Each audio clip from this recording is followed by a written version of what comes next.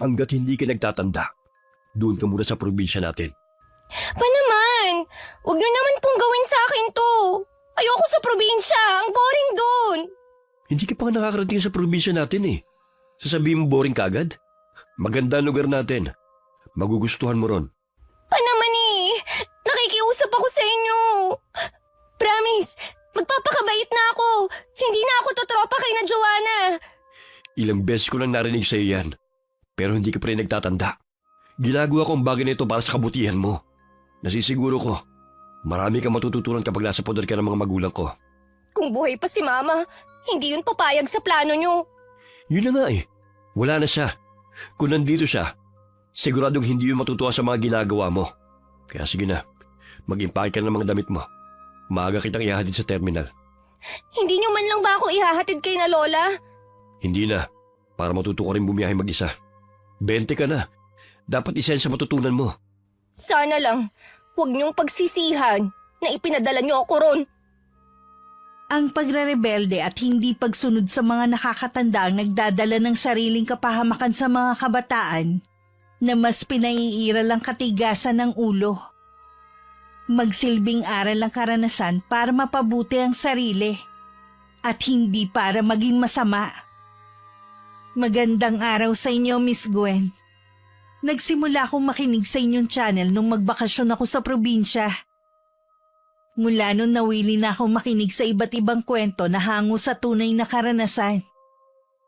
Nainganyo na rin ako na magbahagi ng sarili kong karanasan sa inyong channel.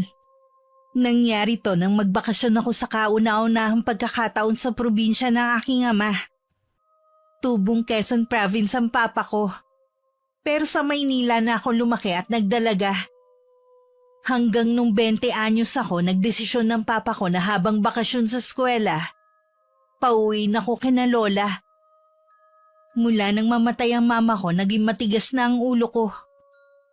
Sa huli ko na naisip na kaya ako ginagawa ang kinagagalit ng papa ko dahil gusto kong pansinin niya ako. Subsub kasi siya nun sa trabaho at halos hindi na kami magkita sa loob ng bahay. Tawagin niyo na lamang akong Carissa. 22 ang edad sa kasalukuyan. At isasalaysay ko sa inyo ang aking kwento na may kinalaman sa kababalaghan na naganap sa akin. Ay, mabuti naman, Apo, at naging matiwasay ang biyahe mo. Maaga pa lang, hinihintay ka na namin ng Lola Guarda mo. Hindi kasi namin maiwasan na mag-alala dahil mag-isa ka lang bumiyahe. Hindi naman po mahirap magbiyahe. Ay, nagugutom ka na ba, Apo? Hindi po ako nagugutom. Ay baka pagod ang apo natin. Hayaan na muna natin siyang magpahinga. Oo nga, halika na, Apo. Sasabahan kita sa magiging silid mo sa bahay na ito. Siya nga po pala. Pinabibigay ni Papa. Pasalubong po na binili niya. Salamat, Iha. Nag-abala pa talaga kayo ng papa mo. Maaliwalas naman ang silid na ibinigay sa akin ni Lola Guada. May malaki rin yung bintana na pumapasok ang sariwang hangin. Napahinga na lang ako ng malalim. Hindi naman talaga probinsyang-probinsya ang lugar gaya ng iniisip ko. Moderno na rin halos lahat ng bahay na dadaanan ko kanina.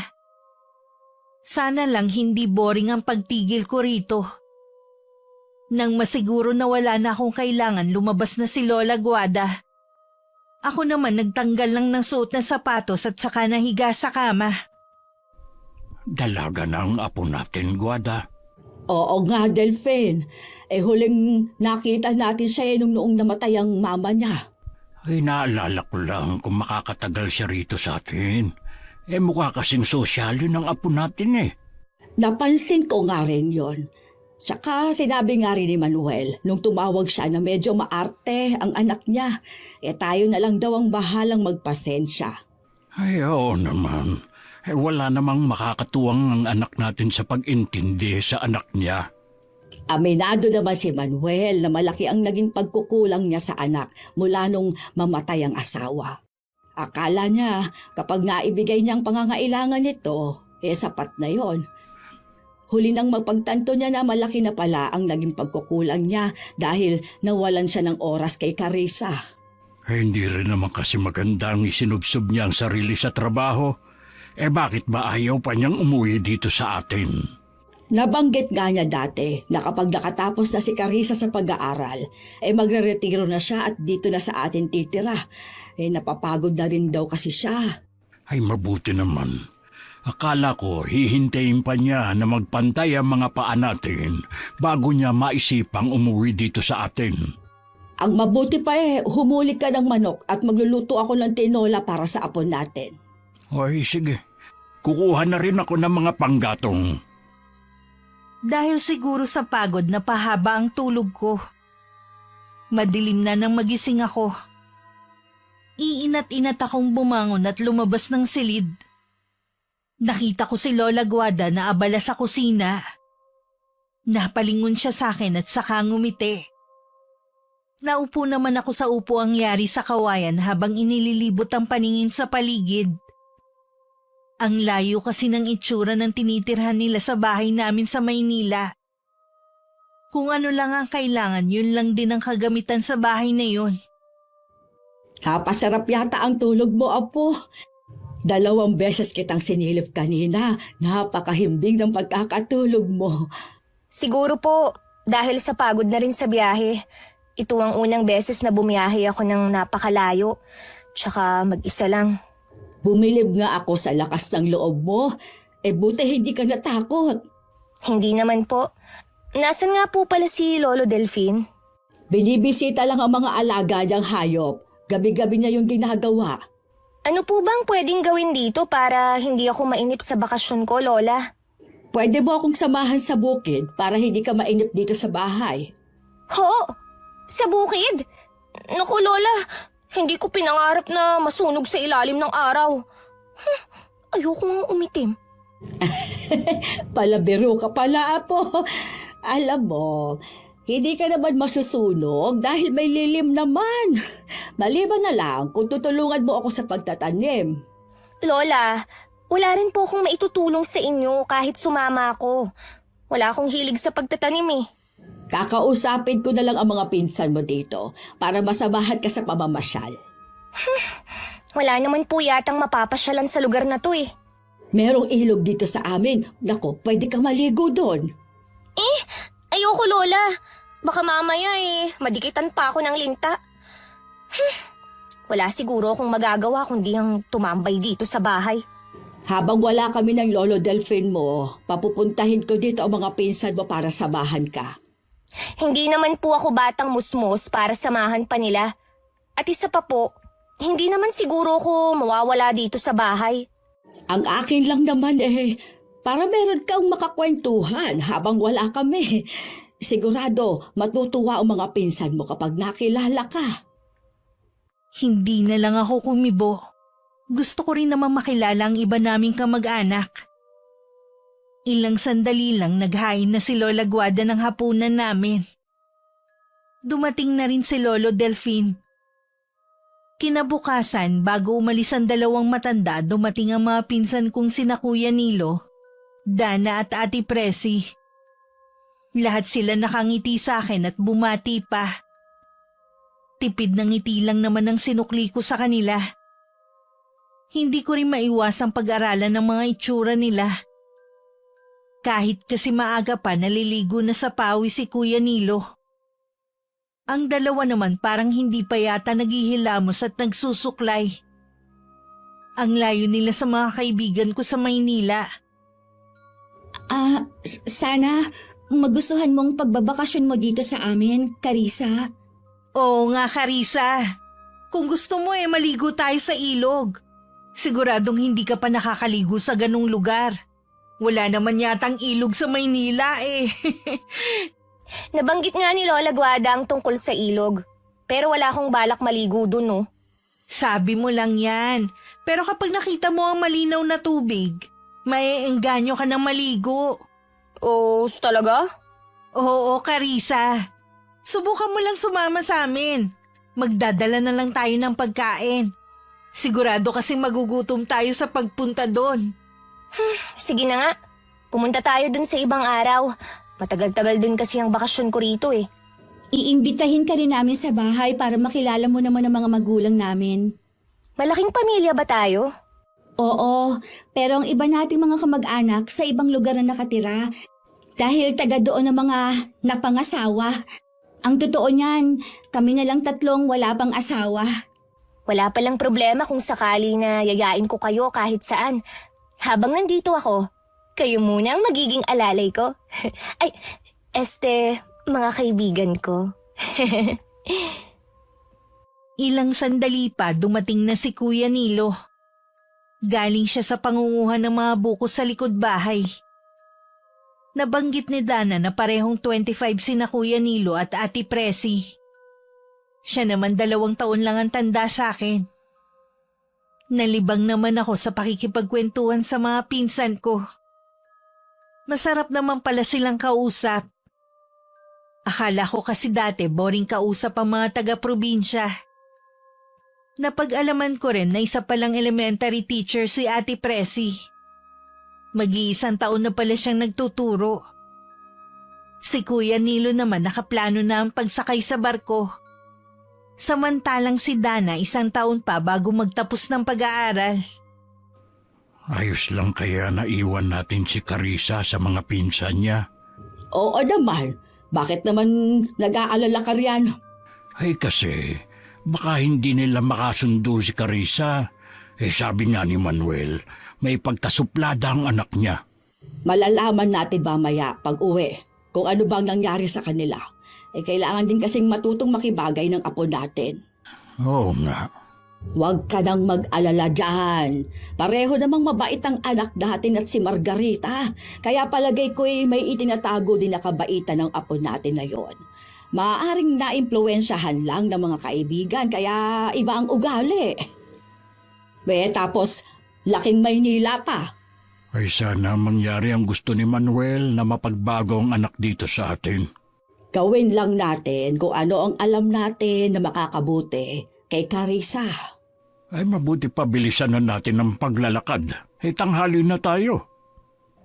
Delphine, Oh, bakit natitigilan ka dyan?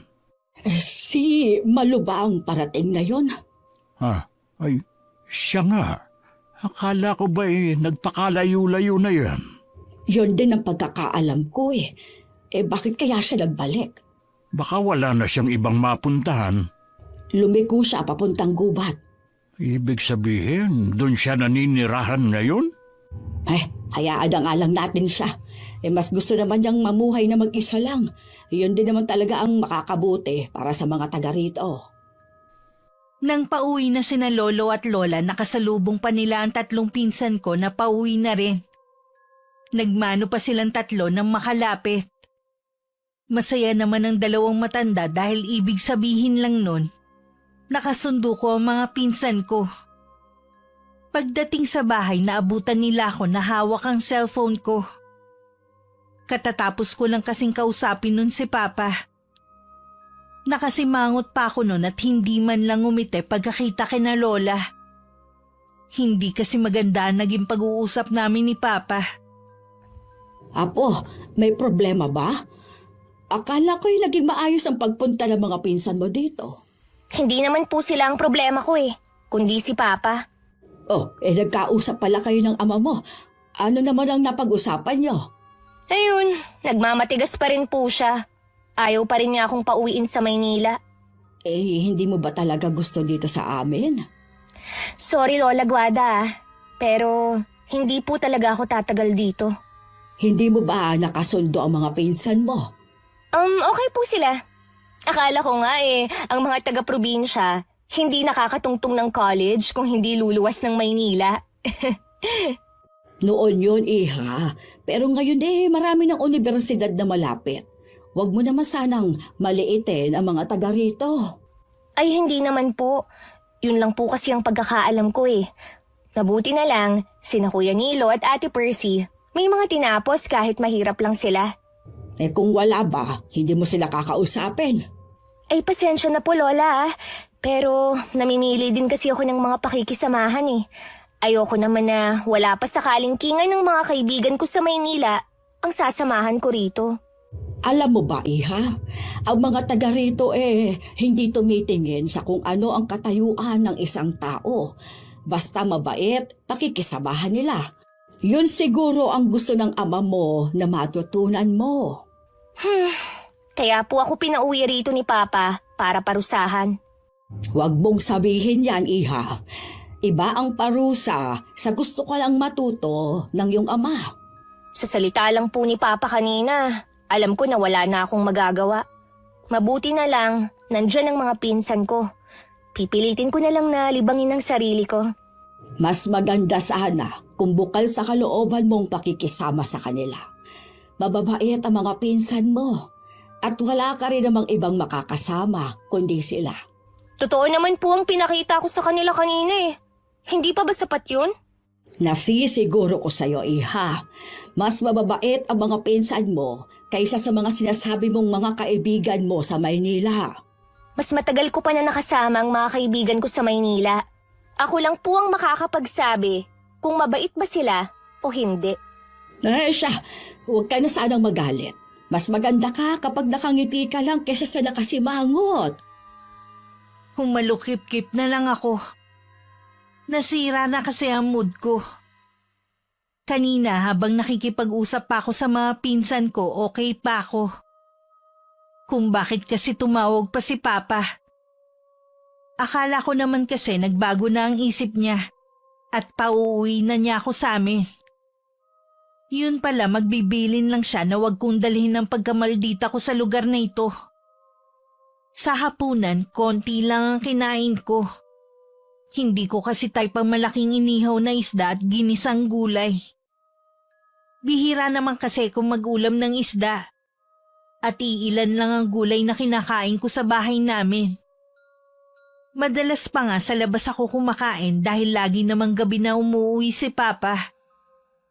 Nagtataka rin ako kung bakit sobrang aga ng hapunan nila rito. Pero hindi na lang ako nagtanong. Carissa, ano ang ginagawa mo dito sa labas? Oh, kayo po pala, Lolo. Hindi pa po kasi ako inaantok eh. Napansin ko na konti lang ang kinain mo kanina sa hapunan. Hindi ko po kasi gusto ang ulam. Bihira lang kasi akong kumain ng gulay eh. Hindi ko rin po type yung inihaw na isda. Wala bang pwedeng iulam na iba rito? Magsabi ka lang sa lola mo kung ano ang gusto mong iulam at bibilhin niya. Ayaw naman namin na mga yayat ka habang nandito ka. Pakiramdam ko po, napakabagal ng oras dito sa inyo. Wala man lang kayong TV, walang wifi, at mahina pa ang signal. Pasensya ka na, Iha, kung wala kami ng mga nabanggit mo. Dati kasi binilahan kami ng TV ng papa mo. Pero dahil lagi naman kaming nasa bukid at hindi nagagamit, nasira lang yun. Elo, ilang taon na po ba kayo? Bakit nagtatrabaho pa rin kayo sa bukid? 70 na ako, Iha. Matanda na pala kayo, Lo. Pero hindi halata dahil malakas at makisig pa rin kayong tingnan. Ganyan yata kapag batak sa trabaho, Apo. Hindi po ba kayo napapagod? Dapat nga po nagpapahinga na kayo. Yung mga lolo ng mga kaibigan ko na kaedad nyo lang. Naku, ang dami ng sakit. Kayo po ba? May nararamdaman na kayo sa katawan? Alam mo, kahit rayuma, wala pa akong nararamdaman. Lagi nga namin biruan ng lola mo Malakas pa kami sa alaga naming kalabaw. Halata nga po Mabuti naman, ngumingiti ka na. Alam mo ba, nakamukha mo ang lola Guada mo nung kabataan niya? Siya po pala ang kamukha ko. Kaya pala marami ang nagsasabi na hindi ko kamukha ang mga magulang ko. Meron pa nga pong nagsabi na kamag-anak ni Mama noon na baka ampun lang daw ako, lalo na't hindi naman daw ako nasundan. Anak ka ng mga magulang mo, Iha. Huwag mong paniwalaan ang mga sinasabi ng ibang tao. Oo nga po. Matagal ko na rin po yung inisip. Mabuti na lang sinabi nyo. Dito sa probinsya, ang bilis lumalim ng gabi. Tara na sa loob ng bahay. Sumunod naman ako kay Lolo. Nauna na akong pumasok sa loob ng bahay habang siya palingalinga sa paligid na parang may hinahanap. Nang pumasok na rin si Lolo, tsaka na ako tumuloy sa silid ko. Maaga pa rin naman akong nakatulog ng gabing yun. Kinabukasan bisita ko ulit sina Kuya Nilo, Ate Presi at Dana. Niyaya nila akong pumunta sa bayan. Sumama naman ako sa kanila. Kung masaya ang pagpunta namin, hindi nung pag-uwi. Si Kuya Nilo na lang ang naghatid sa akin. Sa ibang tricycle na sumakay ang dalawa. Salamat sa paghatid mo sa akin dito ah. Wala yun. Hindi naman kita pwedeng pabayaang umuwing mag-isa eh. Ako mananagot sa lolo at lola natin. Ano ba ang problema ng dalawang yun? Wala naman sana. Kaya lang, ikaw binigyan mo sila ng problema. Ha? Ano ka mo? Hindi kasi tama ang ginawa mo. Kahit sino, magagalit. Alin ba doon ang ikinagagalit nila? Yung pinagbitbit ko sila ng mga pinamili ko? Hindi mo lang sila pinagbitbit. Makailang ulit mo silang tinawag na alalay. Ganun ba tingin mo sa amin? Parang yun lang. Nasanay lang kasi kami ng mga kaibigan ko na meron kaming alalay kapag magkakasama. Alin? Yung kaibigan nyo na mababa ang katayuan? Yung hindi kaya makipagsabayan sa inyo? Para lang hindi mapag-iwanan? Pumapayag na lang na utusan nyo? Wala namang masama dun eh. Pabuti nga, pinapayagan namin siyang mapabilang sa tropa namin eh. Iba naman sina Presi at Dana. Mga pinsan mo sila. Kung ayaw na nilang sumama sa akin, di wag. Hindi naman sila kawalan sa akin. Ganyan ba talaga ang ugali mo, ha? Nasanay na lahat ng tao susunod sa'yo dahil tingin mo sa sarili mo mas mataas sa amin? Ikaw ang may sabi niyan, hindi ako. Mabuti pa, humingi ka na sorry sa dalawa. Hindi ko gagawin yon dahil wala naman akong ginagawang mali. Hindi ka rin pala marunong tumanggap ng pagkakamali, no? Dahil wala akong ginagawang masama sa kahit na sino.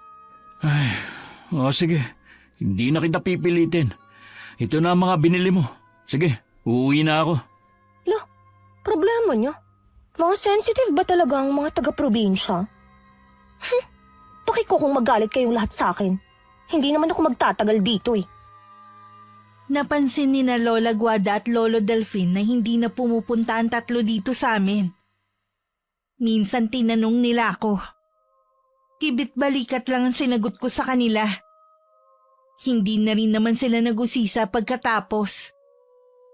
Para malibang, lagi kong tinatawagan ng mga kaibigan ko. Lingid pala sa akin pumunta si Lola Guada sa bahay ni na Kuya Nilo. Maliban kasi sa pagtatanim, isa rin manggagamot ang lola namin. May dinadaing kasi ang tatay ng pinsan ko kaya nandun si Lola. Naitanong na rin niya sa binata kung bakit hindi sila dumadalaw sa bahay. Kahit na wala namang ibang pinagkakaabalahan. Walang nagawa si Kuya Nilo kundi sabihin ng ginawa ko. Kinakausap ko nga po yung dalawa na makipag-ayos na kay Carissa. Kaya lang parehong mataas ang pride. Hayaan mo na lang muna sila. Hindi rin kasi natin sila masisisi dahil sa ginawa ni Carissa. Pakiramdam daw po kasi nung dalawa, ang baba ng tingin sa kanila ng pinsan namin. Kung ako ang nasa katayuan nila, ganon din ang mararamdaman ko, ha? Hindi naman po kasi magtatagal dito sa atin si Carissa. Sana pinagpasensyahan na lang nila. Sabi nga ng Tio Manuel mo, may ugali daw talagang anak niya. At umaasa siya na sa pagbabakasyon nito dito, magbabago ang pinsan mo. Kung ayaw po nung dalawa, ako na lang ang dadalaw kay Carissa. Apo, salamat ha. Pakisabi kina Presi at Dana, ako nang humihingi ng paumanhin sa inasal ni Carissa sa kanila. Uwi na po ba kayo? Oo, babalik na lang ulit ako bukas para tingnan ulit ang tatay mo. Sasamahan ko na po kayo.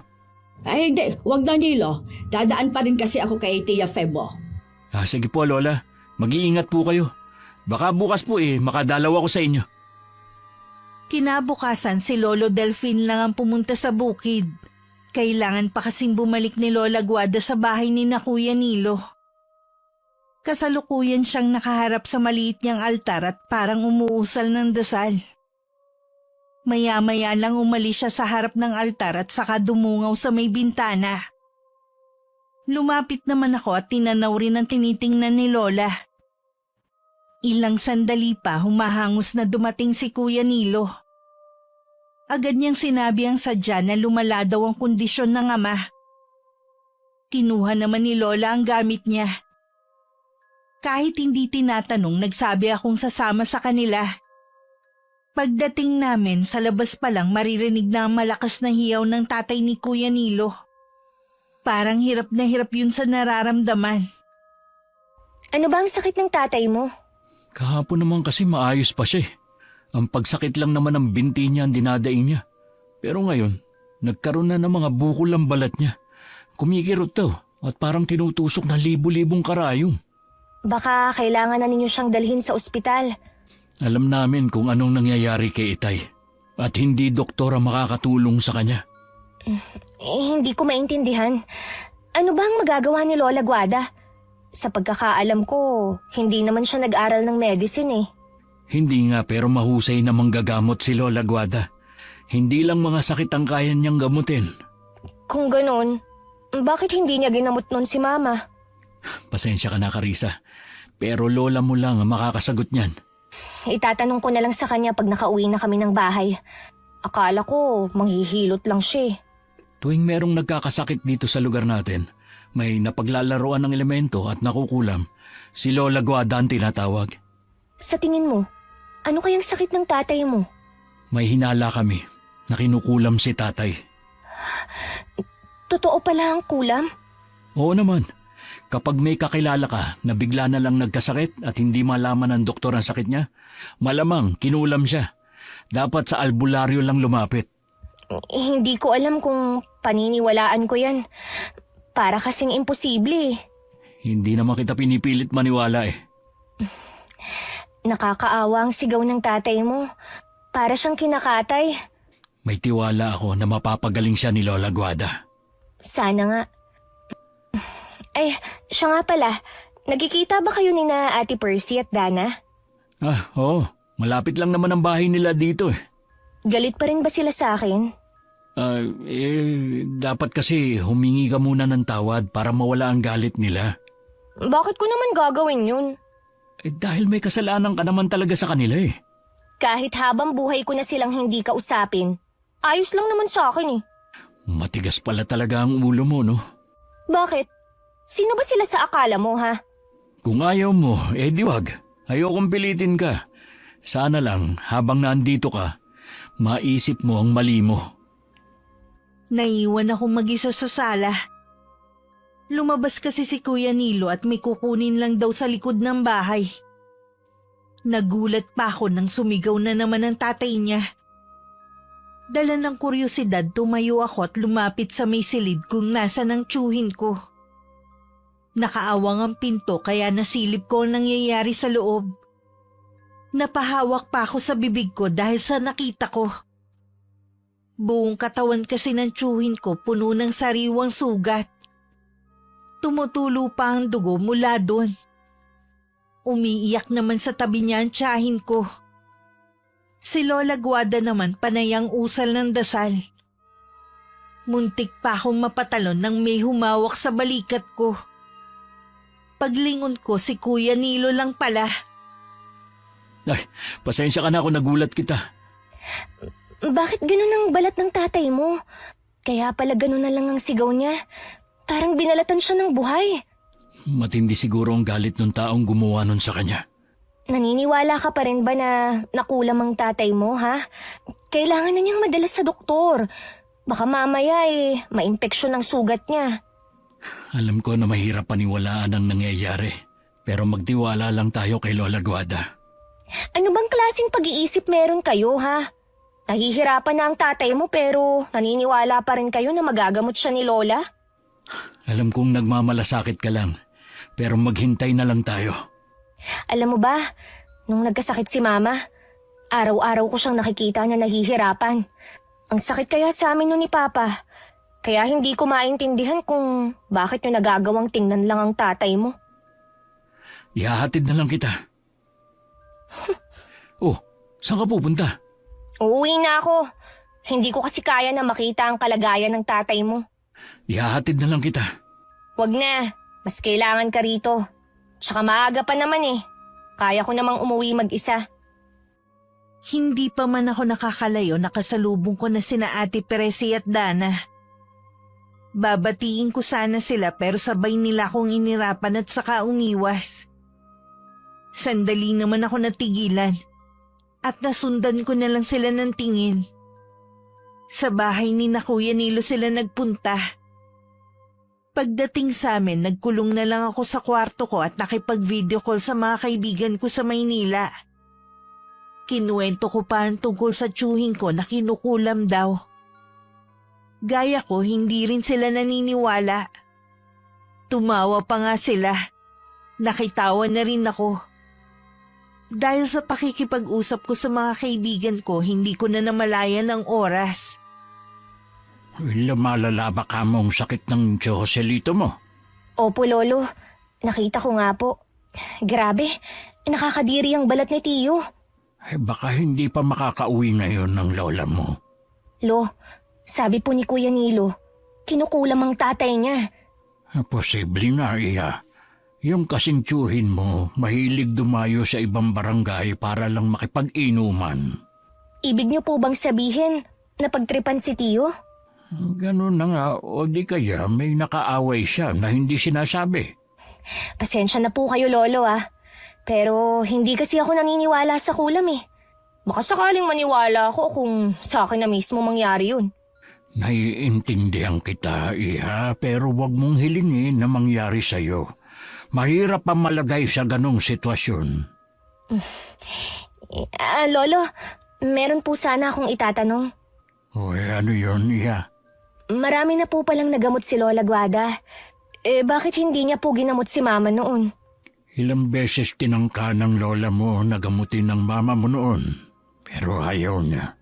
Katulad mo, hindi rin siya naniniwala sa mga kababalaghan na may kinalaman sa kulam. Mahirap naman po kasing basta na lang maniwala eh. Si Papa po ba naniniwala? Oo, iha. Kinukumbinsi nga rin niya noon ng mama mo na magpagamot sa lola mo pero matigas siya. Ang dami na kasi nilang napuntahan na doktor noon, pero hindi pa rin mapagaling-galing ng mama mo. Huli na nang malaman ng ama mo kung ano talaga ang sakit ng iyong ina. Ang alam ko po, sa cancer namatay ang mama. Nabanggit ba ng papa mo ang dahilan kung bakit sarado ang kabaong ng iyong ina nung burol hanggang sa mailibing siya? Ang sabi lang po niya, dahil pumayat si mama.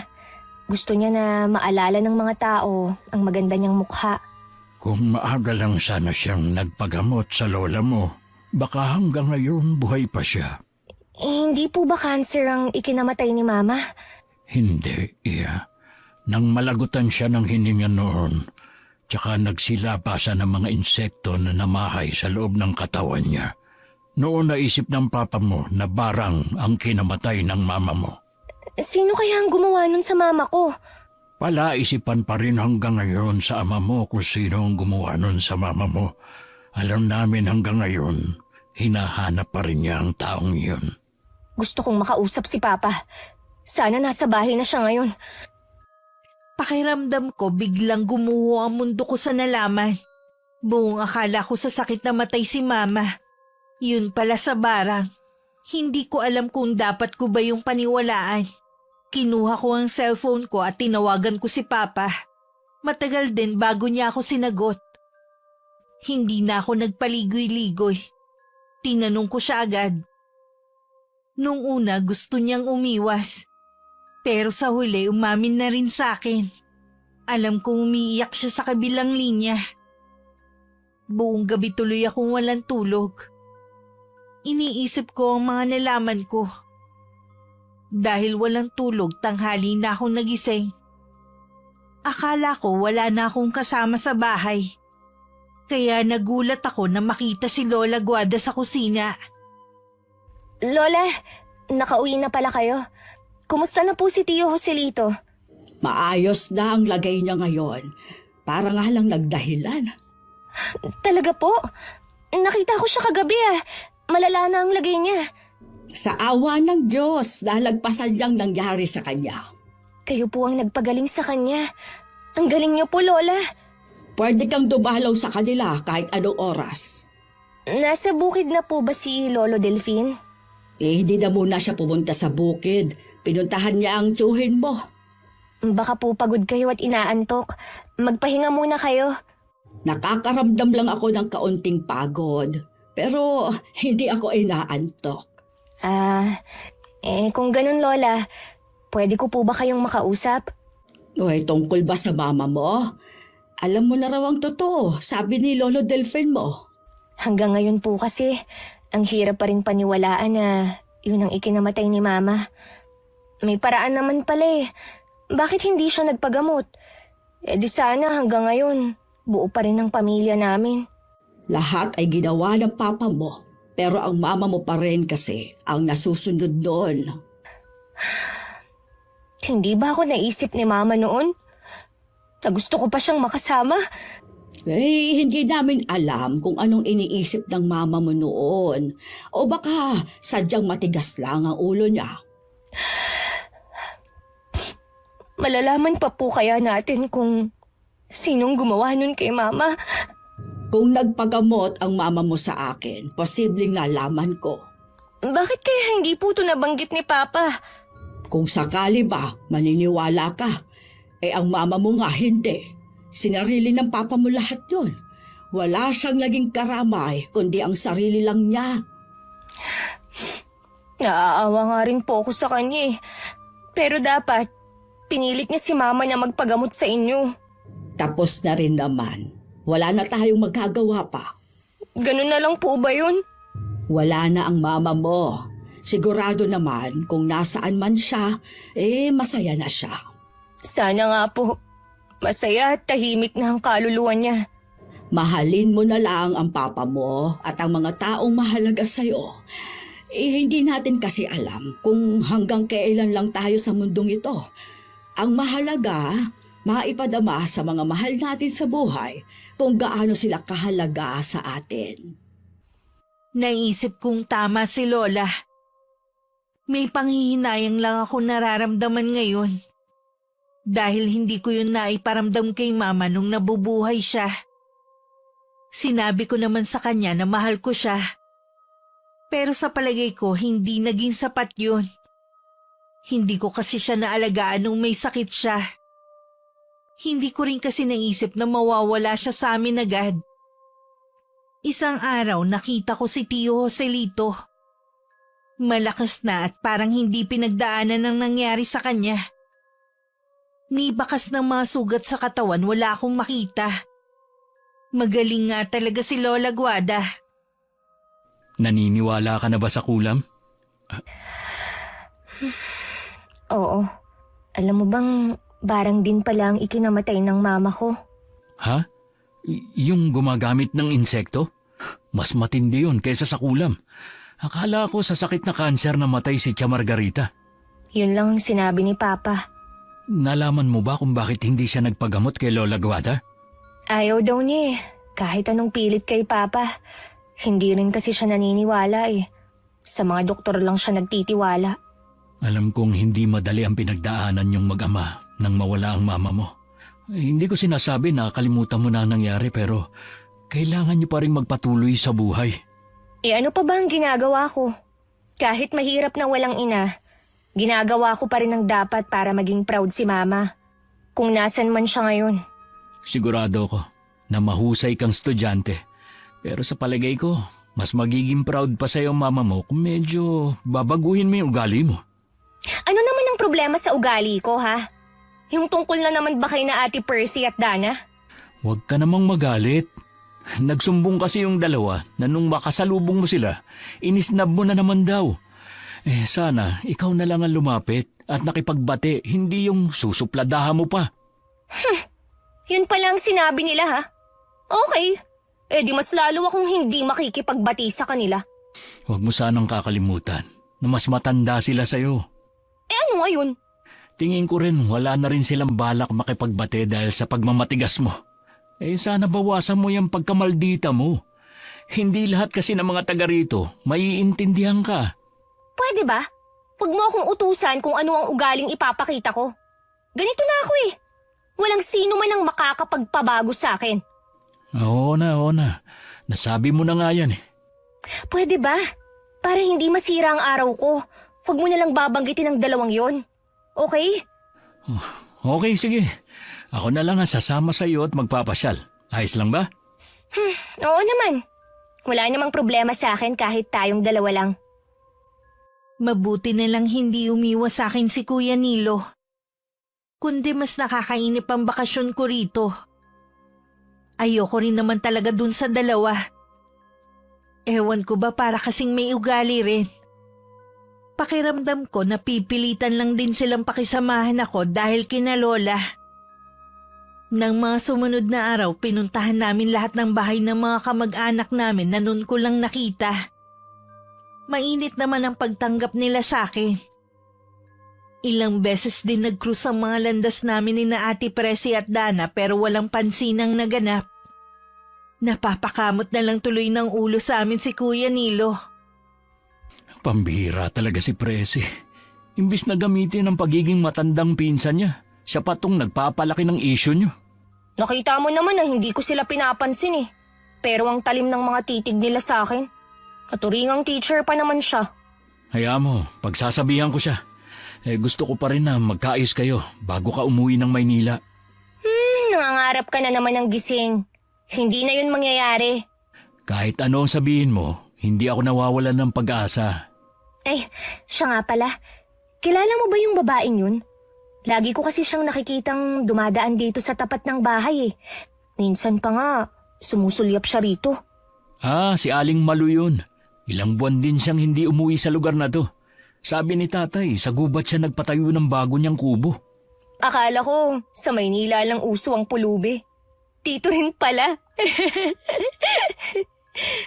Huwag kang nga tumawa at hinaan mo rin ang boses mo. Baka mamaya marinig ka. Totoo naman ang sinabi ko ah. Tingnan mo nga ang itsura niya. Parang hindi naliligo. May diferensya ba siya sa pag-iisip? Wala. Tumahimik ka na nga dyan. Tingnan mo, lumingon siya. Narinig ka yata niya. Ano? Mabuti nga't marinig niya eh. Baka kasi wala pang nagsasabi sa kanya na mukha na siyang pulubi. Alam mo kung nasa Maynila siya, maraming magbibigay sa kanya ng limos. Kapag hindi ka pa tumigil, uuwi na lang ako. Oo na nga! Ang hirap naman sa lugar na to. Masama pala ang magsabi ng totoo. Namimintas ka naman eh. Hindi mo naman kilala si Aling Malu para pagsalita mo siya ng hindi maganda. Alam mo ba, kahit sino dito walang naglalakas loob na pagsalitaan siya. Hindi mo naman kasi alam ang pinagdaanan ng tao. At wala akong balak alamin pa, no? Sigurado naman ako na mas mahirap ang pinagdaanan ko. Hindi kompetisyon ang bawat pinagdadaanan ng tao. Kaya nga iba-iba ang pagsubok sa atin eh. Wala naman na yung babae. Kaya tigilan mo na yung paninermon mo. Pero ang sama ng tingin niya sa akin kanina. Kapag nakasalubong mo siya, iwasan mo na lang. Iiwasan ko talaga siya, no? Ayoko naman makisalamuha sa mga katulad niya. Halos araw-araw na sa amin si Kuya Nilo kaya hindi ako naiinip. Tuwing nakatambay kami sa labas ng bahay, lagi rin dumadaan si Aling Malu. Sandali siyang titigil at susulyap sa akin. Parang may galit ang mga titig niya. Baka nga narinig niya ang mga sinabi ko noon. Araw yun ng linggo. Inaasahan kong darating si Kuya Nilo pero inabot na ng tanghalian, hindi pa rin siya dumarating. Balak ko pa naman siyang yayain sa ilog. Tinatamad naman akong pumunta sa kanila. Baka kasi makasalubong ko na naman yung dalawa. Masira lang ang araw ko. Hindi yata dumalaw si Nilo. Hindi ko nga po alam kung bakit hindi siya pumunta. Baka sumama sa ama niya sa kabilang baryo. Hindi na kasi pinapayagan si Joselito ng asawa na dumayo doon mag-isa. Oo nga po pala, doon siya nadali ng kulam. Nahuli na po ba ang gumawa nun sa kanya? Humingi naman ng tawad yung gumawa. Nayabangan lang daw kasi sa tiyuhin mo kaya ipinakulam. Ang babaw naman po ng dahilan na yun. Kung ako kay Tio Joselito, Hindi ko siya patatawarin.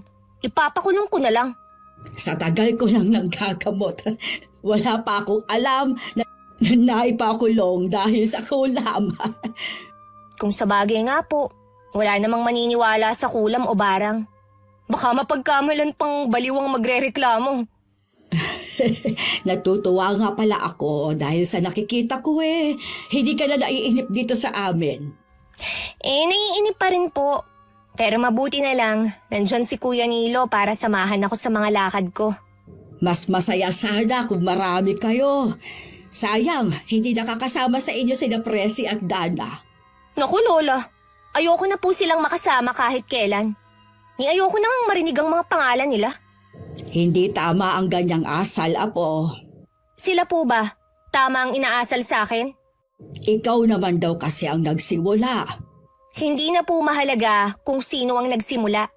Bisita at nagbabakasyon lang ako dito tapos ganun sila umasta sa akin. 3 linggo na lang, uuwi ka na sa Maynila. Sana, makipag-ayos ka na sa kanila. Gusto mo bang baunin ang sama ninyo ng loob? Kapag nakauwi na po ako, makakalimutan ko na rin sila. Gusto ko pa sana bumalik ka dito. Malabo na po yan, Lola. Napilitan lang naman ako na magbakasyon dito dahil kay Papa eh. Ay, ganon ba? Maglalakad-lakad lang po ako Naiinip na po kasi ako eh. Hindi ko naman kasi matawagan ng mga kaibigan ko dahil busy sila. Ay, sige. Huwag kang lalayo, ha? Hindi ko na nakita pa ang lungkot sa mukha ni Lola Guada. Nangako kasi siya sa papa ko na magbabago ako sa pagtigil dito. Pero sa nakikita ni Lola sa akin, mukhang mabibigo siya. Paglingon ko, nakatanaw pa rin siya sa akin. Binilisan ko na lang ang paglalakad kahit hindi ko alam kung saan ako pupunta. Narinig naman ni Lolo ang naging pag-uusap namin ni Lola. Kahit siya nakakaramdam ng lungkot. Lumapit siya kay Lola habang nakatingin din sa direksyon ko. Tanggapin na lang siguro natin na hindi na siya magbabago. Kahit sana yun lang ang maitulong natin sa anak nating si Manuel. Oo nga, pero anong gagawin natin? Patuloy ko pa rin siyang ipagdadasal. Hindi ko pala nabanggit sa'yo. Kahapon, kinausap ako ni Pia. Nagsumbong daw kasi sa kanya ang anak na si Dana. May ginawa na naman ba sa kanila si Carissa? Wala naman. Pero di ba nga tuwing nagkakasalubong ang mga yan, hindi nagpapansinan. Ay, wag na lang sanang makisawsaw si Pia sa alitan ng mga bata. Lilipas din naman ang hindi nila pagkakaunawaan. Yun na nga sabi ko eh. Kilala mo naman ang babaeng yun. Isa rin na ayaw magpatalo. Oo nga. Pagsasabihan ko rin siya kapag pumunta ako sa kanila. Makalipas lang ang kalahating oras, umuwi na rin ako sa amin. Habang pabalik, nakasalubong ko si Aling Malu. Naalala ko bigla ang bilin sa akin ni Kuya Nilo. Umiwas na lang ako at hindi na tumingin sa kanya. Ramdam ko naman ang pagsunod sa akin ng tingin ng babae. Malayo-layo na rin ako nang maisipan kong lumingon. Naroon pa rin sa kinatatayuan niya si Aling Malu. Matalim ang pagkakatitig sa akin. Pagdating sa bahay, may mga chat sa akin ng mga kaibigan ko.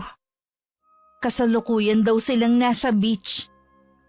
Bigla ako nakaramdam ng inggit. Kung nasa Maynila ako, siguradong kasama ako sa mga lakad nila. Tinawagan ko si Papa at nakiusap ulit na kung pwede na akong pabalikin.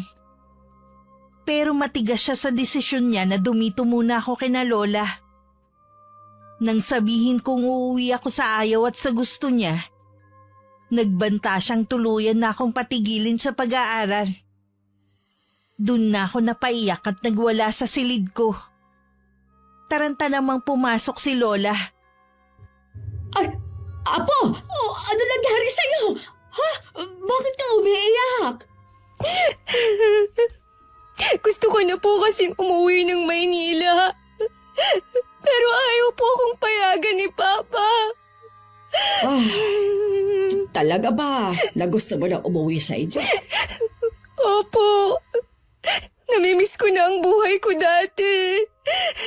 Ilang linggo na lang naman uuwi ka na. Hindi ko na nga po kayang tumira dito.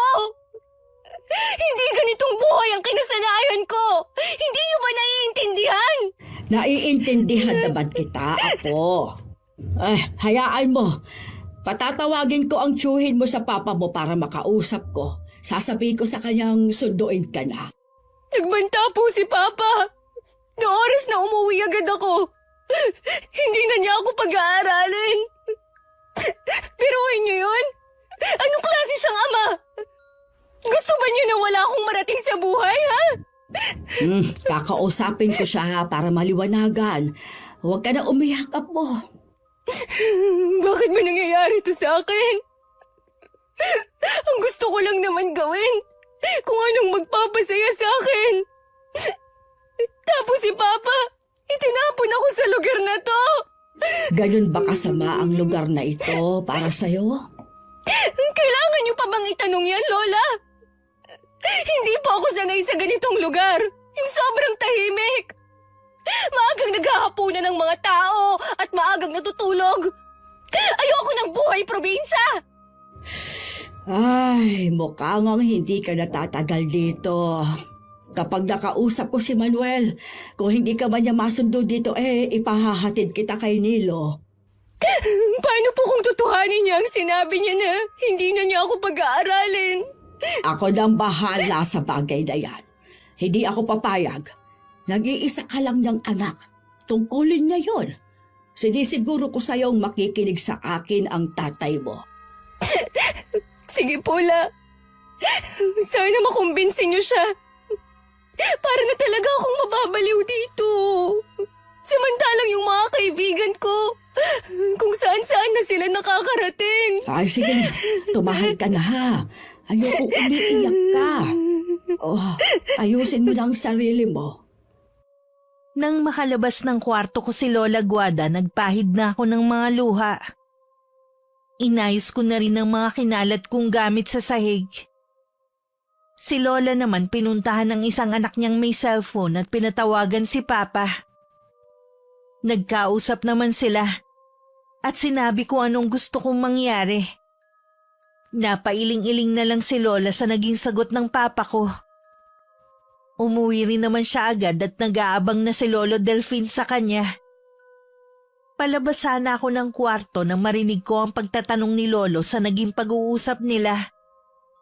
Dahil gusto kong malaman na naging pag-uusap ni na Papa at Lola, nakinig muna ako sa kanila. Hoy, nagmamatigas ang anak mo. Gagawin daw niya talagang sinabi niya oras na umuwi si Carissa. Sana sinabi mo na nahihirapan ng apo natin dito. Hindi nga kasi sanay ang bata sa buhay probinsya. Lahat ng sinabi ko sa kanya ayaw niya talagang pumayag. Pinarating din kasi ni Pia ang tungkol sa alitan ng mga apo natin. Pambihira naman si Pia. Bakit kailangan pa niyang iparating kay Manuel? Hindi talaga nag-iisip ang manugang natin yun. Pinuntahan ko nga sa kanila pagkatapos kong makausap si Manuel. Sabi ng anak wala daw sa kanila. Hindi ko lang alam kung totoong wala siya o baka inuutos lang sa anak na yun ang sabihin. Paano kasi? Takot na masita mo. Takot naman pala siya. Gagawa-gawa pa siya ng kalokohan. Ay, aliwin na lang natin si Carissa para hindi na niya ipilit na umalis dito sa atin. Gusto ko pa nga sanang makasamang apo natin. Kaya lang, ayaw naman niya dito sa atin. Ako rin naman. Hindi na nga natin siya nakasama nung maliit siya. Ngayon naman, nagmamadaling umalis. Kung magpupumilit siyang umalis, wala na tayo magagawa para pigilan pa siya. Sana makumbinsi siya ni Nilo na hintayin na lang matapos ang bakasyon niya. Palagay ko kahit si Nilo walang magagawa para pigilan si Carissa sa pag-alis. Hindi ko maiwasang manlumo sa narinig ko. Tumulo na naman ang luha ko. Pakiramdam ko hindi na ako mahal ni Papa. Nagtataka kasi ako bakit natitiis na niya ako ngayon. Pakiramdam ko rin pinaparusahan niya ako sa isang kasalanang hindi ko alam. Dahil galit ako sa kanya, hindi ko siya tinatawagan. Hindi ko na rin sinasagot ang mga chat niya sa akin. Kahit si Kuya Nilo, hindi ko na rin hinarap ng dumalaw sa akin. Lagi lang ako nagkukulong sa kwarto. Palagay ko po, naiinggit lang si Chapia kay Carissa dahil sa Maynila nakatira. Kita niyo naman po kung gaano kaganda at kasosyal ang pinsan ko. Gusto kasi niya na maging tulad nito si Dana. Yun na nga ang dahilan kung bakit siya nakikisawsaw. Nakalimutan ko na numero 1 nga palang inggitera yung si Pia. Ito naman kasing si Dana nagpapasulsul din. Si Presi ba ayaw pa rin makipagkasundo. Busy po siya. Alam niyo naman po ang mga teacher ngayon.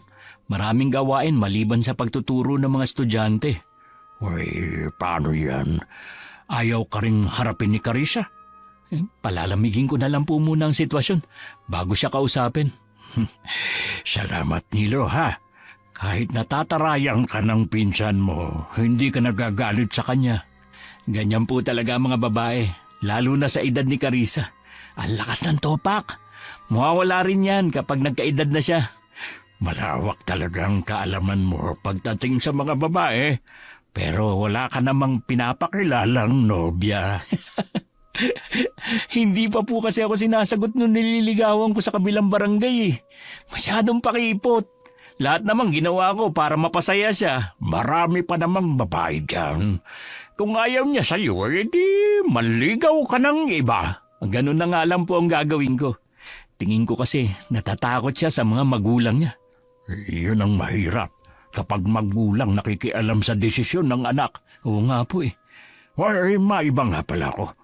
Nakikipag-inuman pa ba ang tatay mo sa ibang lugar? Hindi na, Polo. Nadala na Sa bahay na lang po siya umiinom kapag merong nagyayaya. Mabuti naman. Nabawasan ang pag-aalala ko. Ang swerte naman po ni na tatay.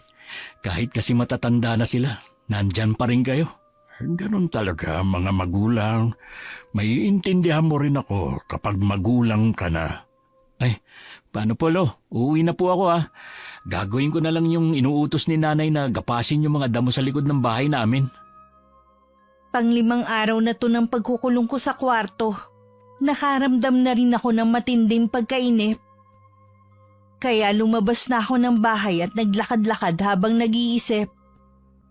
Dahil wala sa sarili, hindi ko na malayang nakalayo na pala ako. Hindi pamilyar sa akin ang lugar na kinatatayuan ko. Iginala ko ang mga mata ko sa paligid. Wala ni isang bahay ako nakikita. Noon ako nakaramdam ng takot. Kung ano-ano na ang pumasok sa isip ko. Muntik pa nga ako mapalundag sa takot nang may magsalita sa likuran ko. Pagharap ko, nanlaki ang mga mata ko nang makilala ko kung sino ang nasa harapan ko ngayon. Kayo lang po pala. Akala ko kung sino na. Mukhang naliligaw ka yata. Hindi naman. Pauwi na nga ako Sige Hindi dyan ang daan. Wag mo nga akong hawakan. Tingnan mo nga ang dumi ng kamay mo. Hindi kasi dyan ang daan. Baka lalo kang hindi makauwi. Gaano ba kalaki tong lugar nyo para maligaw pa ako, ha? Tsaka pwede ba? Wag mo nga akong kinakausap. Talaga bang ganyan kayong mga taga Maynila? Masyadong matalas ang dila sa aming mga taga-probinsya. Sino naman kasi ang makikipag-usap ng maayos sa katulad mo? Tingnan mo nga yung itsura mo. Para kang pulube. Dahan-dahan ka sa binibitiwang salita. Baka biglang bumalik sa'yo. Kaya nga lumabas ako para marelax ang isip ko Pero ito pa pala ang makakaharap ko. Kabago-bago mo palang dito ang dami ko nang naririnig na hindi magandang pag-uugali mo. Totoo naman pala. Wala akong pakialam kung ano ang sinasabi nila tungkol sa akin. Tumabi ka nga dyan! Lalo mo lang pinapainit ang ulo ko Bad trip na nga ako Muntik pang matumba si Aling Malu nang sadya ko siyang banggain nang dumaan ako. Ni hindi ko na siya nilingon man lang. Basta mabilis ang mga hakbang ko para makaalis agad ako sa lugar na yon. Kung lumingon ako, makikita ko sana ang matalim na titig nito at imbing ngiti sa labi habang nakasunod ng tingin sa akin. Tama lang pala na bumalik ako rito. Ikaw na ang susunod kong tuturuan ng leksyon. Tingnan ko lang kung may magagawa ang lola mo. Inabot din ng ilang minuto bago ko natunto ng daan pa uwi sa bahay. Tagaktak na ang pawis ko at nanginginig ang mga tuhod ko dahil sa pinaghalong kaba at pagod. Mabuti na lang may nakasalubong ako nangunguha ng kahoy at itinuro sa akin ng daan pa uwi. Tuyong-tuyo ang lalamunan ko nang makapasok ako sa bahay. Makailang beses ko pang binalikan sa isip ko ang paghaharap namin ni Aling Malu. Habang nagpapahinga ako. Nang dumating sina lolo at lola, hindi ko na lang binanggit ang nangyari. Ay, mabuti naman, iha. Lumabas ka na sa silid mo. Maayos na ba ang pakiramdam mo, Apo? Sana nalinawan ang pag-iisip mo. Hindi pa rin po nagbabago ang isip ko. Gusto ko pa rin pong umalis na dito. Sasamahan ka namin sa sakayan. Pero palipasin mo muna ang parating na bagyo. Mahirap kasi kung abutan ka sa biyahe. Kaya po pala makulimlim kanina pa. Kaya nga umuwi na rin kami agad ng lola mo. Kung ako lang po hindi nyo na kailangang magtrabaho sa bukid. Dapat nag-e-enjoy na lang kayo sa buhay. Masaya naman kami sa ginagawa namin ng lola mo eh.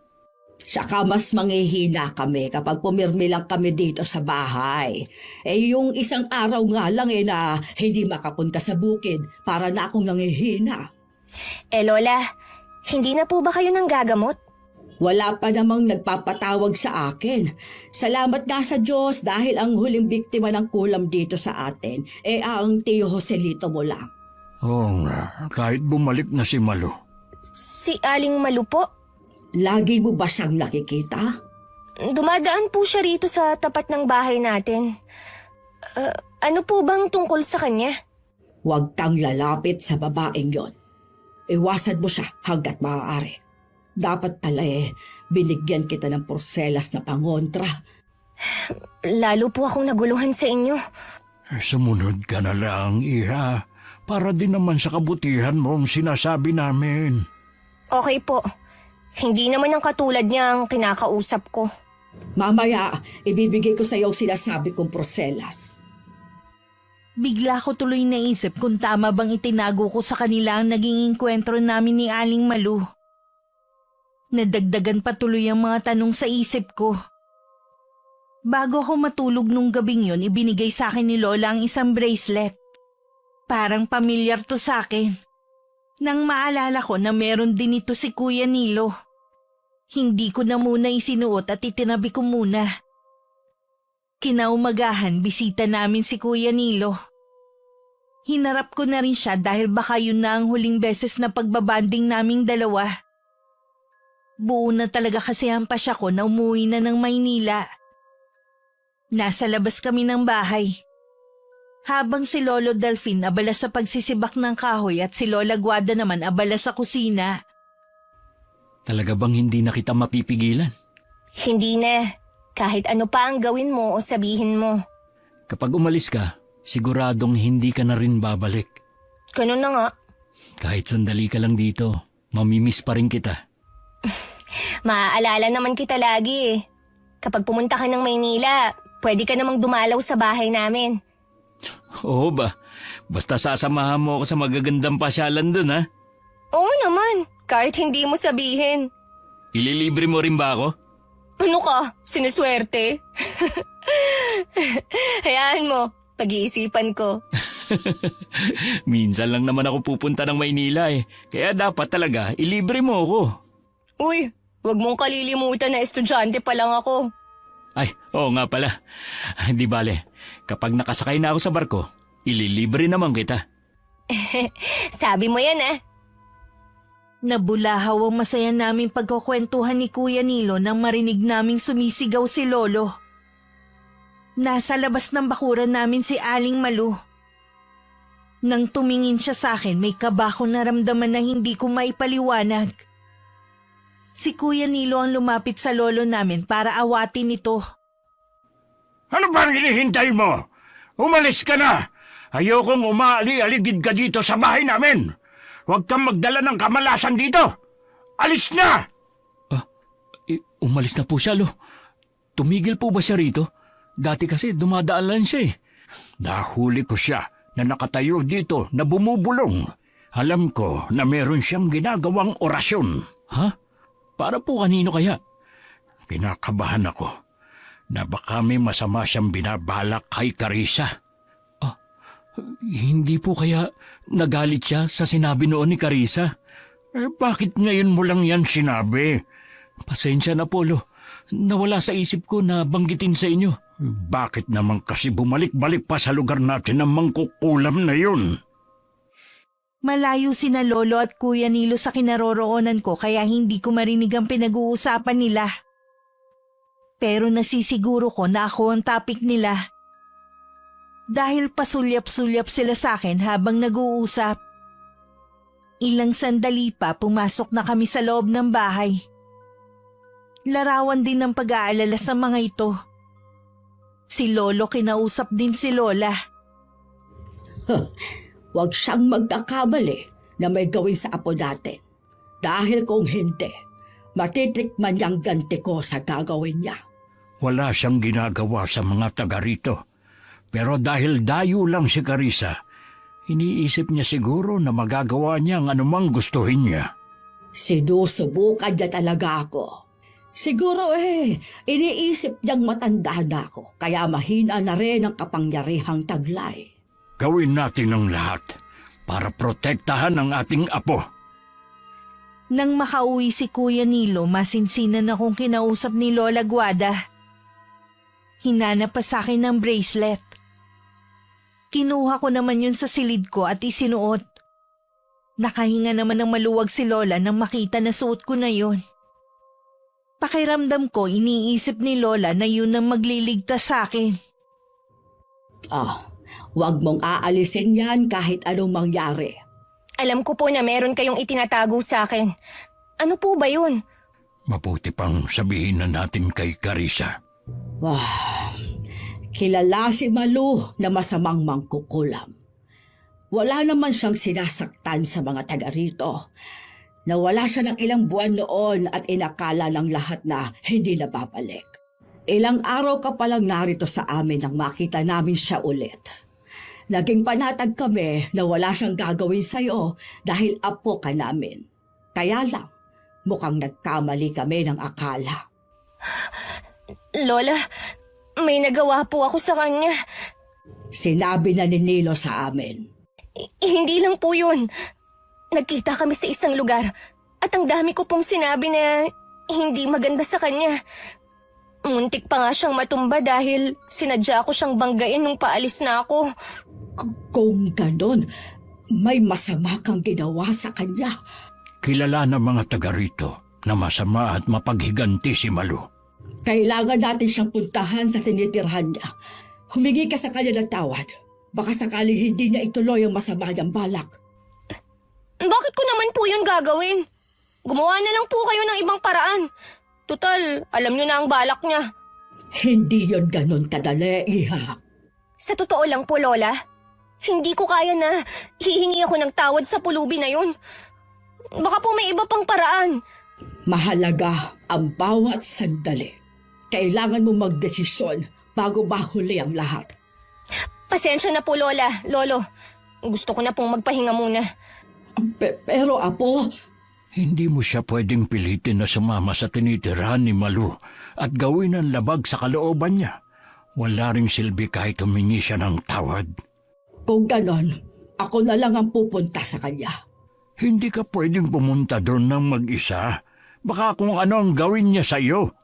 Hindi naman pwedeng maiwan si Carissa dito na mag-isa. Huwag mo na akong alalahanin. Kaya kong pangalagaan ang sarili ko. Walang nagawa si Lolo Delfin sa naging desisyon ni Lola. Malakas na ang hangin na nagbabadya na paparating na ang bagyo pero hindi yun inalintana ni Lola Guada. Pagdating sa gubat, nakita niya ang maliit na kubo. Sandaling natigilan si Lola dahil hindi niya maramdaman ang presensya ni Aling Malu. Nang makalapit siya sa may pintuan, bahagya yung nakabukas kaya itinulak niya. Walang gamit sa loob kundi maliit na altar na may nakasindi pang mga kandila. Sinuyod pa niya ng tingin ng buong paligid. Wala nang anumang makikita doon. Nasisiguro niya na umalis na ang nakatira sa kubo. Lumapit na lang siya sa altar at saka pinatay ang mga nakasinding kandila. Nang mga sandaling yun, palakas na ng palakas ang hangin at nagsimula na rin ang pagbugso ng malakas na ulan. Nasa bahay na rin ng mga oras na yun si Lola. Tuso ang babaeng yon. Umalis na siya bago ko pa mapuntahan. Ibig lang sabihin nun, naibigay niya na ang sumpa kay Carissa. Ganon lang ha. Nakahanda na rin naman ako oras na lumabas sa mga sintomas sa apo natin. Hindi ko akalain na sasapitin din niya ang nangyari sa mama niya. Hindi, Delphine. Maililigtas ko ang apo natin. Hindi siya mawawala katulad ng mama niya. May tiwala naman ako sa iyo. Alam ko na magagawa mong iligtas ang ating apo. Ay, nako. Sumabay pa ang bagyo na ito. Mapaminsalaman, biyaya pa ring maituturing ang bagyo. Tama ka riyan. Sa dami ng mga biyayang natanggap natin, hindi dapat tayo nagreklamo. Ipapaalam ba natin kay Manuel? Wag na muna siguro. Marami na siyang iniisip. Wag na nating dagdagan pa. Pupuntahan ko lang si Carissa. Kasalukuyan akong nakahiga lang sa kama habang hawak ang cellphone. Umupo ako nang pumasok si Lola Guada. Tumabi siya sa akin at saka sinuri ang kabuuan ko. Nakahinga naman siya ng maluwag na makitang ayos lang ako. Lola, bakit po? Gusto ko lang masigurong ayos ka. Nakaharap niyo na po ba si Aling Malu? Nang puntahan ko siya sa tinitirhan niya, wala na siya. Siguradong hindi na siya babalik. Ay, edi mabuti. Wala na pala tayong problema eh. Ibig sabihin lang noon, hindi ka niya mapapatawad. Ha? Lola, ano po bang mangyayari sa akin? Katulad po ba ni Tio Joselito? Iba-iba ang uri ng kulam. Depende kung anong sumpa ang igilawad sa'yo. Baka po katulad kay Mama. Matagal din siyang pinahirapan. Marami pa po akong pangarap, Lola. Nandito lang ako, hindi kita pababayaan. Bakit ba hindi ko naisip agad ang kahihinat na ng ginawa ko? Nagmatigas pa ako. Imbis na makinig at sumunod na lang sa sinasabi niyo. Sa totoo lang, Lola, mainit lang ang ulo ko noon. Kaya ako napagbuntunan si Aling Malu. Bata ka pa kasi at padalos-dalos sa ginagawa. Hindi mo naman sinasadya ang nangyari. Ang daming pumapasok sa isip ko ngayon, Lola. Gusto ko nang pagsisihan ng mga ginawa ko. Ang pinakamabisang sandata pa rin laban sa takot na nararamdaman natin at laban sa kasamaan ay taimtim na pagdarasal. Hindi ko na po matandaan ang huling beses na nagdasal ako. Ito na ang pagkakataon mo na tumawag at humingi ng awa sa Panginoon. Papakinggan po ba niya ako? Oo naman, lahat tayo ay pinakikinggan niya. Nang gabing yun, taimtim ako nagdasal sa Diyos. Humingi ako ng tawad sa lahat ng mga nagawa kong kasalanan. Nagmakaawa din ako na sana wag hayaan ni Lola na magtagumpay si Aling Malu sa masama niyang balak. Pagkatapos naging mahimbing naman ang tulog ko kahit malakas ang ulan sa labas. Kinabukasan mabigat ang katawan ko. Hindi ko maigalaw ang buo kong katawan at parang may mabigat na nakadagan. Sinubukan kong tawagin sina Lolo at Lola, pero walang boses na lumalabas sa akin.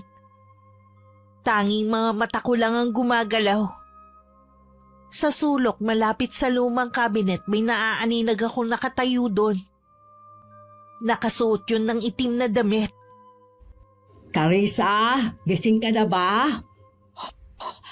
Nandito si Malu. Nararamdaman ko ang presensya niya. Lola! Lola, kanina ko pa kayo gustong tawagin. Pero walang boses na lumalabas sa akin. Hindi ko rin maigalaw ang buong katawan ko. Huwag ka na umiyak. Nandito na ang Lola. Patawarin mo ako. Kung ngayon lang ako, Nandito po siya kanina. maaaring ang espiritu lang niyang pinaglakbay niya papunta rito. Tuso talagang magkukulam. Hindi mo ako kakayanin, Malo! Kung ako sa'yo, bawiin mo ang orasyong ginawa mo. Oras na mahalap ko ang lunas, ibabalik ko ito sa'yo. Binulong niya sa akin na pahihirapan niya ako. Hanggang sa ako na mismo ang humiling sa kamatayan ko. Hindi, huwag mong pakinggan ang sinasabi niya. Magtiwala ka lang sa akin, Apo. Opo, Lola. Huwag niyo po akong iiwan mag-isa.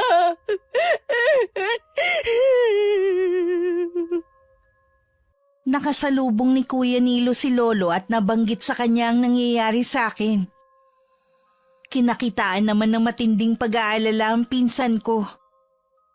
Hindi na muna niya tinapos ang pinagagawa sa kanya ng mga magulang. Agad na rin siyang pumunta sa bahay namin. Naabutan niyang natutulog ako. Hindi siya makapaniwalang sa sandaling panahon naging butot balat na lang ako. Namamagari ng tuhod ko at may malaking sugat. Tinatanggalan pa yun ni Lola ng mga uod na halos kasing laki ng butil ng bigas. Hindi niya matagalan na nakikita. Kaya lumabas muna siya sa kwarto ko. Naabutan niya si Lolo na gumagawa ng herbal sa kusina namin. Sana naman po gumaling na si Carissa. Mapapagaling siya ni Lola Guadamo, gaya ng ibang napagaling niya. Bakit po wala pang ginagawa si Lola? Matindi ang ginawang sumpa ni Malu. Gusto niyang subukan ng lola niyo. Hindi siya dapat magkamali dahil pwede yung ikapahamak ng pinsan mo. Ay, kawawa naman si Carissa. Dobling kamalasan ang dinanas niya sa pagpunta rito. Matapang si Carissa. Alam kong malalampasan niya ito. Sa kalagitnaan ng pag-uusap ni na Lolo Delfin at Kuya Nilo, bigla akong nagising at nagsisigaw. Napatakbo naman ang pinsan ko sa silid ko. Nakita niyang nakatali ang mga kamay at mga paa ko sa higaan habang pilit ako nagpupumiglas. May dahon din na nakalagay sa noo ko. Si Lola Guada nakatayo sa paanan ko at bumubulong ng mga salitang Latin. Kalmado lang siya habang nakatingin sa akin. Kuya Nilo! Tulungan mo akong makawala rito! Hindi maaari. Kailangan mo munang gumaling. Wala akong sakit! Babalik na ako ng Maynila ngayon! Pakawalan niyo na ako! Sinabi ng pakawalan niyo na ako! Alam ko, matapang ka. Malalampasan mo rin ito. Saan ka pupunta? Huwag mo akong iwan dito! Kuya Nilo, bumalik ka rito! Kuya Nilo! Sa labas na lang muna naghintay si Kuya Nilo. Panay din ang dasal niya na sana gumaling na ako agad. Napagdaanan din kasi ng pamilya niya ang nangyayari sa akin. Kaya alam niya kung gaano kahirap ang nasa sitwasyon ko. Ilang sandali pa dumating din si Ate Presi at Dana.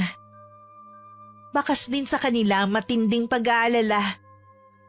Sandali rin silang sumilip sa kwarto ko. At awang-awa sila na makita ko sa ganung kalagayan. Salamat naman pumunta kayo rito. Akala ko matitiis nyo na si Carissa eh. Uy, grabe ka, hindi naman ganun katigas sa mga puso namin, no? Hindi pa siya nagkakasakit, balak na namin makipagkita sa kanya. Oo nga, naghahanap lang talaga kami ng tiyempo.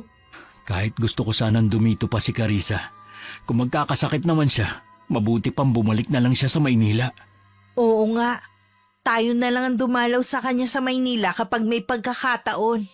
Mas lalawakan ko na ang pangunawa ko sa kanya. Tutal, tayo naman ang mas matanda sa kanya. Mabuti naman at wala na ang galit sa mga puso nyo. Alam ko na pagkatapos na nangyari sa kanya, lalambot na rin ang puso niya sa inyo. Sa panahong naghihirap ako, hindi umalis ang mga pinsan ko sa tabi ko. Hindi ako makapaniwalang sa kabila ng masamang ginawa ko sa kanila. Kabutihan pa rin ang isinukli nila sa akin. Napaluha na lang ako. Pinahid naman ni Ate Presi ang luha na tumulo sa pisngi ko. Para maibsan ang nararamdaman kong sakit, lagi akong pinapainom ng herbal ni Lolo. Kahit marami akong nararamdaman sa katawan, alam kong pangatlong araw na akong nakaratay. Ganun na katagal akong nakikipaglaban sa karamdaman na gawa ng isang tao. Napuno ng galit at paghihiganti ang puso. Pagkatapos kong inumin ng herbal, sumenyas ako sa mga naroon na matutulog muna ako. Wala na po siyang ginawa kundi ang matulog. Maigi na yun, kesa sa gising siya. Wala na siyang ginawa kundi humiyaw sa sakit. Ganon po ba kabagsik ang kaalaman sa kulam ni Aling Malu? Kaya nahihirapan si Lola Guada na matukoy ang lunas? Ganon na nga. Pinakamabagsik ang ginamit niya para kulamin si Carissa. Gusto rin niya kasing gumanti sa lola niyo dahil siya ang nakatalo noon sa nanay niya. Kahit bata pa noon ang lola niyo, nagawa na niyang talunin ang kapangyarihan ng ina ni Malu. Ginamit pa niya talaga si Carissa para lang makaganti. Ang sama niya. Alam ko kung saan nagtatago si Malu. Sa isang malayong isla. Ilang beses ko siyang pinakiusapan pero ayaw niyang tanggapin ang pakikipagkasundo ko. Pues, ibabalik ko sa kanya ng doble ang ginawa niya kay Carissa. Ayokong may masasaktan na ibang tao, pero siya ang unang nanakit sa pinsa namin. Ika nga, yung ayaw mong gawin sa'yo, huwag mong gawin sa kapwa mo. Malakas na bumigkas ng mga salitang Latin si Lola Guada. Paulit-ulit yon hanggang mamaos siya. Tagaktak na rin ang pawis niya sa noo at bakas na ang pagod sa mukha pero alang-alang sa akin. Hindi siya huminto. Ilang sandali pa naging normal na ang paghinga ko. Unti-unti na rin bumalik sa dati ang kulay ng balat ko. Parang may liwanag na bumabalot sa buo kong katawan na ibinalik sa normal ang lahat. Ayon yan sa kwento sa akin ni Kuya Nilo. Nasaksi sa mga naganap sa akin habang wala akong malay. Nagising ako na magaan ang pakiramdam. Para lang ako natulog ng mahabang oras. Ang 3 kong pinsan ang namulatan ko noon. Sabay-sabay pa nila ako niyakap. Hindi rin muna sila umalis sa tabi ko at nagkwentuhan muna kami ng mga plano namin sa buhay. Salamat, hindi mo ko pinatay. Pasalamat ka, may awa pa rin natira sa akin para sa'yo. Umalis ka na sa lugar na ito at huwag nang babalik kahit kailan. Pangako, magpapakalayo-layo na ako. Hindi na ako magpapakita ulit sa lugar na ito.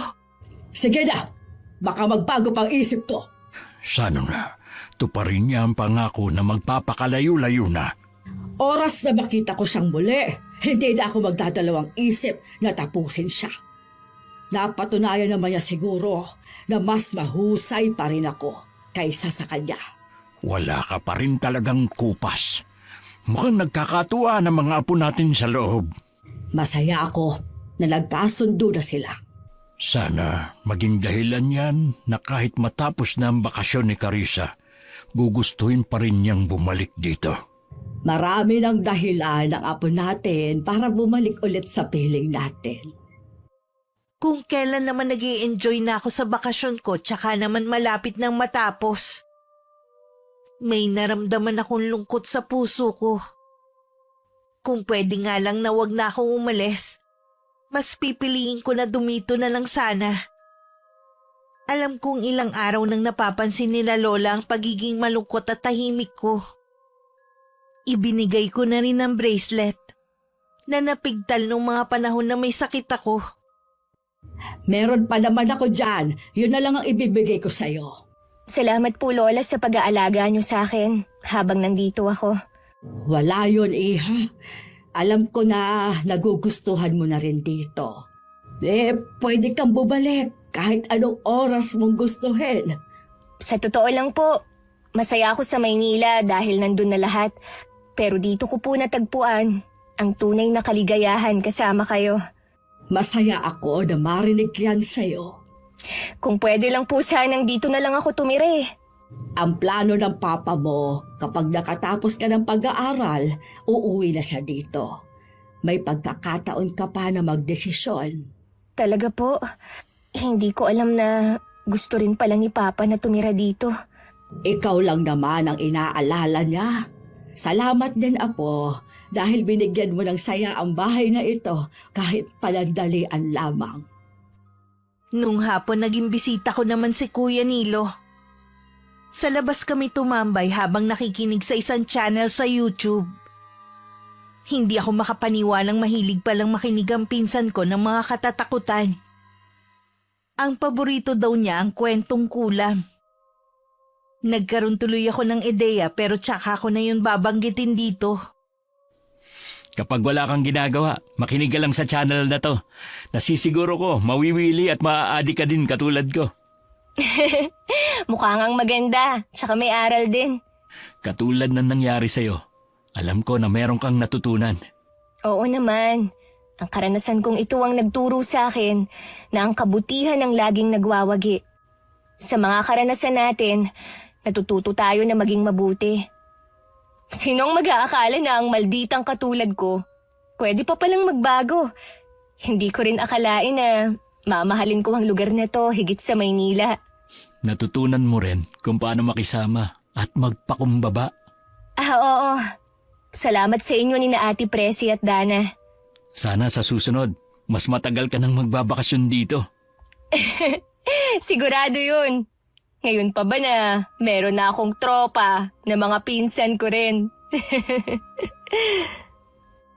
Nang sunduin ako ni Papa, hindi rin siya makapaniwala sa malaking pagbabago sa akin. Lalo na nang sabihin ko na gusto ko ulit magbakasyon kina Lola. Inilihim na lang din namin sa kanya ang malagim na nangyari sa akin. Ayaw na kasi naming makonsensya si Papa dahil ideya niya magbakasyon ako doon. Nakakatakot man na naging karanasan ko sa probinsya namin, mas nangibabaw pa rin ang masaya at makabuluhang pangyayari sa buhay ko. Bago ko bumalik sa Maynila, itinapon ko na ang masamang ugali na meron ako. At tinira ko na lang ang kabutihan sa puso ko. At ang karanasang nagturo sa akin kung paano maging mabuting tao. Sana po sa mga katulad kong kabataan matuto tayong makitungo ng tama. Huwag nating isipin lagi tayo ang sentro ng atensyon. Kapag maganda ang asal, papuri ang matatanggap kahit saan tayong makarating. Ang kawalang galang naman kapahamakan ng dulot sa atin. Sana maging inspirasyon ng kwento ko sa lahat ng mga nakikinig sa araw na ito. Mabuhay ang inyong channel, Miss Gwen. Wakas. Hanggat hindi ka nagtatanda, doon ka